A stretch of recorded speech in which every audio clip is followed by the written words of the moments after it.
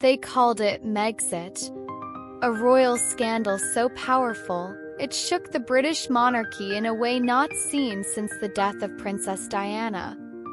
But here's the untold truth. Meghan Markle's escape didn't begin with her and Harry packing their bags. No, it started much earlier. Behind closed palace doors, insiders whispered about her tears, her anger, and her shock at the cold welcome she received. So, was Meghan truly rejected by the palace, or did she walk in already prepared to break the royal mold? Like, share, and subscribe before we continue the untold royal story.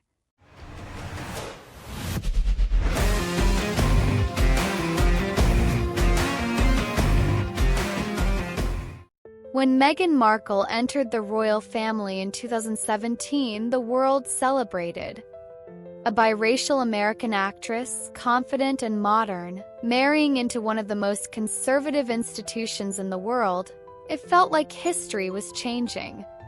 But inside the palace, whispers grew louder. Staff reportedly called her difficult. Courtiers claimed she didn't follow traditions.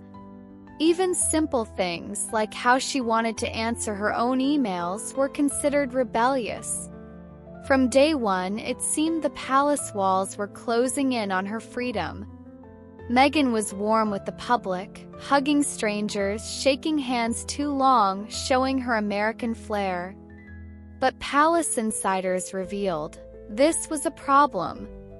Royal women were not meant to be that approachable. "You're not a celebrity," one staff member reportedly told her.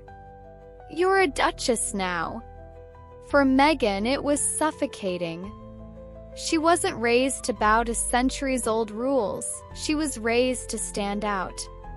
And that's when the first cracks began to show. By late 2018, stories started exploding in the press. Meghan made Kate cry over a bridesmaid dress. Meghan yelled at staff. Meghan was demanding, controlling, even cruel. But here's the twist. Some palace insiders later admitted these stories were exaggerated, or even planted. Who leaked them? That question still burns today. For Meghan, it was devastating. Imagine waking up every morning and seeing your name twisted into a villain's role in a family that refused to defend you. This was the moment Meghan said she truly felt abandoned. She expected protection. She expected the family to step in to silence the lies. But the palace had its own rules. Never complain, never explain. To Meghan, that rule felt like betrayal. Why should she suffer in silence while others in the family, according to some insiders, had their reputations secretly protected by palace press teams? She wasn't just fighting the media. She was fighting her own in-laws' silence.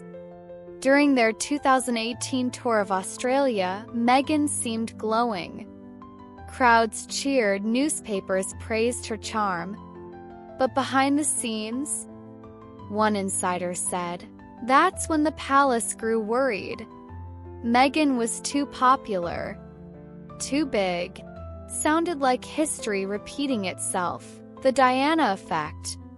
A young, glamorous woman who outshone the royals who came before her.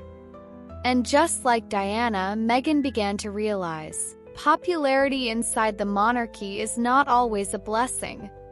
Sometimes it's a curse. By 2019, Meghan could no longer hide the pain.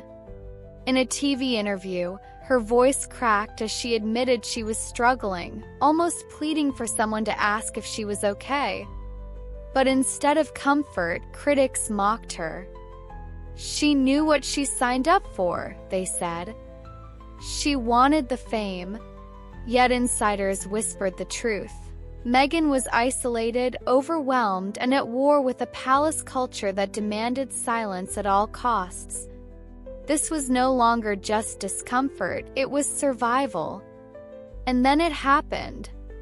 In 2020, Harry and Meghan announced their shocking decision. They would step back as senior royals. The world called it Megxit. Critics said Meghan manipulated Harry. Reporters said she saved him. But looking back, the signs were always there, from her first hug with a fan to the silence that greeted her tears. The real question is, was Meghan driven out by a hostile palace, or did she choose to leave because she was never willing to bend? So now I'll ask you, did Meghan Markle suffer unfairly inside the palace, just like Diana before her, or was she always planning her royal exit from the very beginning?